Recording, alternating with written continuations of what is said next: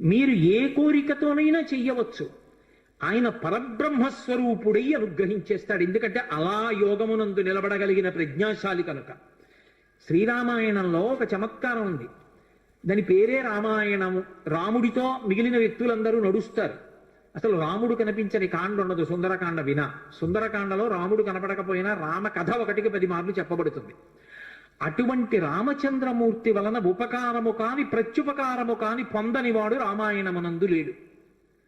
ఆయనకి ఉపకారం చేసిన వాళ్ళందరికీ ప్రత్యుపకారం చేశారు. ఒకవేళ ఉపకారం చేయకపోయినా ఉపకారం చేశారు. కానీ ఆయన ఉపకారాన్ని పొంది కూడా ప్రత్యుపకారం నేను చెయ్యలేను అని చెప్పింది ఎవరితో అంటే ఒక్క హనుమతోని చెప్పారు. రామాయణ పరిసమాప్తి సమయంలో హనుమని దగ్గరికి పిలిచి గట్టిగా కౌగిలించుకుని ఒక మాట అన్నారు. మదంగే జీర్ణతాం యాతు యత్పయోపకృతం కపేహి నరహ ప్రత్యుపకారాణం అపత్సాయ అతిపత్రతాం అన్నారు. హనుమా, నువ్వు చేసిన ఉపకారము నా శరీరమునందు జీర్ణమైపోవుగాక. ఎందుకని? నువ్వు నాకు చేసిన ఉపకారానికి నీకు ప్రత్యుపకారం చెయ్యడం ఇక సాధ్యం కాదు. నేను కష్టంలో ఉంటే నువ్వు నా భార్య యొక్క జాడ కనిపెట్టావు. ఇప్పుడు నీకు ప్రత్యుపకారం చేయాలంటే నీకు అటువంటి కష్టం కలగాలి. కోరచ్చా నేను? అందుకని నేను కోరను. నీకు అటువంటి ఆపద రాదు. కాబట్టి నీకు నేను ప్రత్యుపకారం చెయ్యలేను. నీవు చేసిన ఉపకారము నా శరీరమునందు జీర్ణమైపోవుగాక అని కౌగలించుకున్నారు. హనుమ ఒక్కరు తప్ప రామాయణం మొత్తం మీద ఈ స్థితిని పొందిన వారు వేరొకరు లేరు. అందుకే రామచంద్రమూర్తి అవతార పరిసమాప్తి సమయంలో ఆయనతో అందరూ వచ్చేస్తానని వెనక వెళ్ళిపోతున్నప్పుడు హనుమని కూడా అడిగారు. హనుమ, నువ్వు వస్తావా అని అడిగారు. రామచంద్ర ప్రభో, మీరొకటి, మీ కథ ఒకటి, మీ నామం ఒకటి కాదు. ఎక్కడ ఏమి తెలిసినా తెలియకపోయినా రామనామము రామనామము రమ్యమైనది రామనామము అంటే అక్కడ పెడతాను. రామ కథ చెప్తే పెడతా, రామాయణం చెప్తే పెడతా. ఇప్పుడు రాముడు అన్నాడు, మక్కథా ప్రచరిష్యంతి యావల్లోకే హరీశ్వర తావద్రమస్య సుప్రీతో మద్వాక్యమనుపాలయం. రామశాసనం హనుమకి.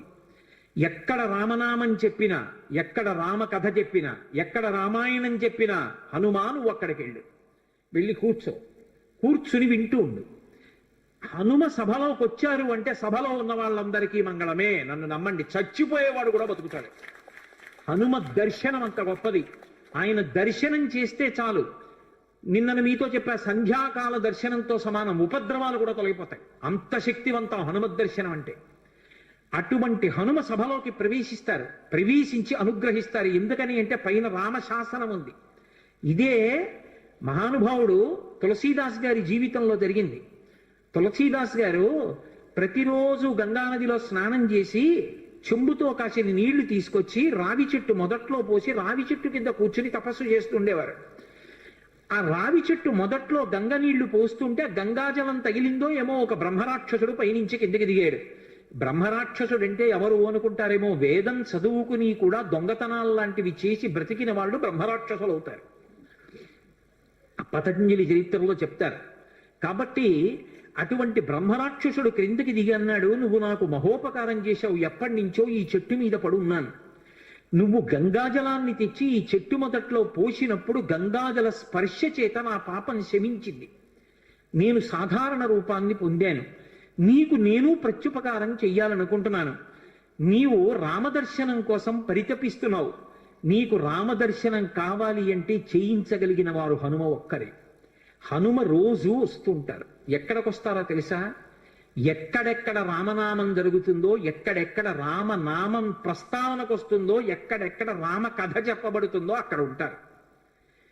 కాశీలో హనుమాన్ ఘాట్లో ఒక వ్యక్తి రోజు రామాయణం చెప్తున్నాడు. అక్కడికి వచ్చి కూర్చుంటారు. ఎలా గుర్తుపడతావో తెలుసా? అందరికన్నా ముందు సభలోకి వస్తారు. అందరికన్నా ఆఖరణ కళ్ళ నీళ్ల పెట్టుకుని ఒక్కడు తలదించుకుని నడిచి వెళ్ళిపోతూ ఉంటాడు. నువ్వు గుర్తుపట్టి వెంట వెళ్ళు అన్నారు. అప్పుడు ఆ రూపంలో వెళ్ళారు. అన్ని వేళలా అలా వెళ్ళరు, ఏ రూపంలోనైనా వెడతారే. కాబట్టి తులసీదాస్ గారు హనుమాన్ ఘాట్కి వెళ్ళి కూర్చున్నారు. అందరికన్నా ముందు ఒక వ్యక్తి వచ్చాడు రామాయణం వినడానికి. అందరూ వెళ్ళిపోయిన తర్వాత తల ఉంచుకుని కన్నులమ్మట నీరు కారుతుండగా వెడుతున్నాడు. తులసీదాస్ గారు ఆయన వెంటపడ్డారు. ఆ వ్యక్తి కనిపెట్టాడు, ఎవరో నన్ను వెంబడిస్తున్నారని. ఆయన హనుమ, ముందు వెడుతున్నవారు. వెనక్కి తిరిగి గద్దించారు, ఎందుకు నా వెంట వస్తున్నావు, ఆగక్కడ. కాదు, నాకు రామదర్శనం కావాలి, నీ వల్లే జరగాలి. వెళ్ళి కాళ్ళ మీద పడ్డారు.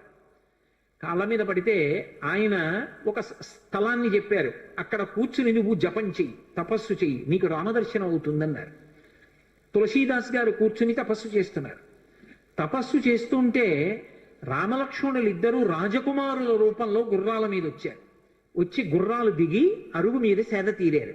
ఎవరో రాజకుమారులని తులసీదాస్ గారు ఊరుకున్నారు. వాళ్ళిద్దరూ గుర్రం ఎక్కి వెళ్ళిపోయారు. హనుమ వచ్చారు, రామలక్ష్మణులు వచ్చారు, గుర్తుపట్టావా అన్నారు. ఎప్పుడు వచ్చారు అన్నారు. అయ్యో, ఇద్దరు రాజకుమారుల వేషంలో వచ్చారయా, నువ్వు గుర్తుపట్టలేదు, వెళ్ళిపోయారన్నారు. ఎంతో బాధపడ్డారు. మళ్ళీ సాధన చెయ్యన్నారు. మళ్ళీ సాధన మొదలుపెట్టారు. మళ్ళీ సాధన మొదలు పెడితే కొన్నాళ్ళు అయిపోయిన తర్వాత చిన్న పిల్లవాడి రూపంలో రాముడు వచ్చాడు. గంధం తీస్తున్నారు తులసీదాస్ గారు రామచంద్రమూర్తికి అనులేపనం చేయడానికి. చిన్న పిల్లవాడి రూపంలో వచ్చి తాతా తాతా నాకు గంధం ఇస్తావా అని అడిగాడు. ఇది రాముడి కోసం రా, పో అన్నారు తులసీదాస్ గారు. మళ్ళీ పొమ్మంటున్నాడు రా రాముడు వస్తే అని హనుమ వెంటనే పంజరంలో చిలక రూపంలో వచ్చి పాట పాడాడు. రాముడు బాలుడి రూపంలో వచ్చి తులసీదాస్ గారిని గంధం అడుగుతున్నాడు, గుర్తించలేని తులసీదాసు వెళ్ళిపోమ్మంటున్నాడు అని. అది విన్నటువంటి తులసీదాస్ గారు వెంటనే పిల్లవాడి కాళ్ళు పట్టుకుని పిల్లవాడి కాళ్ళ మీద పడ్డారు. పడగానే రామచంద్రమూర్తిగా దర్శనమిచ్చారు. దర్శనమిచ్చి, తులసీదాస్, నా పేరు మీద నువ్వు రామాయణాన్ని, దక్షిణ దేశంలో వాల్మీకి రామాయణం, దక్షిణ దేశమే ఎక్కడైనా వాల్మీకి రామాయణం, కానీ నువ్వు ఇప్పుడు రామచరితమానస్ అన్న పేరు మీద రామాయణాన్ని రచించు. ఉత్తర భారతదేశంలో రామచరితమానస్కి ఎంత గౌరవం అంటే, మీరు ఆలయాల్లోకి వెళ్ళండి, వ్యాసపీఠాలు పెట్టి దాని మీద రామచరితమానస్ పెడతారు. గుళ్ళోకి వెళ్ళిన వాళ్ళు కనీసం ఒక్క శ్లోకమైన అందులోంచి చదువుకుని చక్కగా ఓ పువ్వు ఏదో పెట్టి నమస్కారం పెట్టొస్తారు. రామచరితమానస్కి అంత గొప్ప. విచిత్రం ఏంటంటే హనుమాన్ చాలీసా, రామచరితమానస్ రెండు తులసీదాస్ గారి శరీరంతో ఉండగానే ప్రఖ్యాతి వహించేసాయి. అటువంటి తులసీదాస్ గారు ఎప్పుడూ రామనామం చెప్తుండేవారు. ఒకప్పుడు తులసీదాస్ గారు గంగ ఒడ్డున నిలబడి ఉన్నారు. ఒక ఆవిడ గబగబా వచ్చి ఆయన కాళ్ళ మీద పడి నమస్కారం చేసింది. ఎప్పుడూ అలవాటు మీద తులసీదాస్ గారు దీర్ఘసుమంగళీ భవ అన్నారు. అయ్యా, నన్ను దీర్ఘసుమంగళీ భవ అంటున్నారు, నా భర్త మరణించాడు, అదిగో చితి మీద పడుకోబెడుతున్నారు దహన సంస్కారానికి, మీ నోట వంట వచ్చిన మాట అబద్ధం కాకూడదు అందావిడ. నా నోట రావడం ఏమిట, మా రాముడు పలికించాడు. ఆయన వెంటనే అక్కడికి వెళ్ళి ఆ కమండలంలో నీళ్లు తీసి ఆ శవం మీద తల్లి రామనామం చెప్పారు. చటుక్కున లేచి కూర్చున్నాడు. ఇది చూశారు పాదుషా యొక్క గూఢచారులు ఆ గంగా తీరంలో తిరుగుతూ. తులసీదాస్ గారి దగ్గర రకరకాలైనటువంటి విన్యాసాలున్నాయి, ఆయన ఏవైనా చెయ్యగలడని పాదుషాకి చెప్పారు. పాదుషా తులసీదాస్ని పిలిపించారు. పిలిపించి, నువ్వేమిటో చచ్చిపోయిన వాడిని బతికించావుట, ఏవి కొన్ని అటువంటి వింత చేష్టితములు చెయ్యన్నారు. తులసీదాస్ గారు అన్నాడు, వింత చేష్టితములు చేయడానికి నేను గారడివాణ్ణా? కాదు, రాముడు నన్ను పనిముట్టుగా అనుగ్రహించాడు, అది రామానుగ్రహం అన్నాడు. అంటే నేను చెప్పిన మాట పాటించట్లేదు కాబట్టి కొరడాలతో కొట్టండి అన్నాడు. అంటే అప్పుడు హనుమాన్ చాలీసా చేశారు తులసీదాస్ గారు. కళ్ళు మూసుకుని హనుమని తెలుసుకుని హనుమాన్ చాలీసా చేస్తుంటే భటులు వచ్చి కొరడాలు పట్టుకుని కొట్టడానికి పైకెత్తుతున్నారు. ఆశ్చర్యం ఏమిటంటే ఆ రోజున పాదుషా కోట అంతఃపురం అంతటా పెద్ద పెద్ద కోతులు వచ్చి ప్రతి సైనికుడి చెయ్యి పట్టుకున్నాయి కదలకుండా. పాదుషా భయపడిపోయి సింహాసనం దిగి కిందకొచ్చి తులసీదాస్ గారి కాళ్ళ మీద పడ్డాడు. అప్పుడు ఖచ్చితంగా పూర్తయిపోయింది హనుమాన్ చాలీసా. ఆ తులసీదాస్ గారి చదివినప్పుడు అన్ని కోతుల రూపంలో వచ్చి ఎదురుగుండా హనుమ నిలబడి కాపాడారు తులసీదాస్ గారిని. అందుకే అప్పటికీ ఇప్పటికీ ఎప్పటికీ కూడా హనుమాన్ చాలీసాకి అంత శక్తి. తులసీదాస్ గారు ఎప్పుడు మాట్లాడుతూ ఉండేవారు స్వామి హనుమతోటి. రామాయణ రచన చేసేటప్పుడు, రామచరితమానస్ రాసేటప్పుడు ఏ ఏ ఘట్టం దగ్గరికి వచ్చేటప్పుడు ఆయా ఘట్టం దగ్గర మళ్ళీ హనుమకి చదివి వినిపిస్తూ ఉండేవారు. హనుమ అంతా చదివి సరేనంటుండేవారు. అబ్బో, ఎన్ని చమత్కారాలు, వాళ్ళిద్దరి మధ్యలో ఎన్ని విశేషాలు జరిగాయో తులసీదాస్ గారికి హనుమకి. అంతటి గొప్ప అనుబంధం. అందుకే హనుమ గురించి తులసీదాస్ గారు ఏవి చెప్పారో అవన్నీ కూడా అద్భుతమైనటువంటి విషయాలు. రామచరితమానస్ అంత గొప్ప గ్రంథం. తులసీదాస్ గారిని అనుగ్రహించారు. మహానుభావుడు స్వామి హనుమ అనేకమైనటువంటి అవతారాల్లో ఈ లోకంలో వచ్చి ఎందరినో అనుగ్రహించారు. వారు వచ్చినటువంటి అవతారములు ఎన్నో ఉన్నాయి.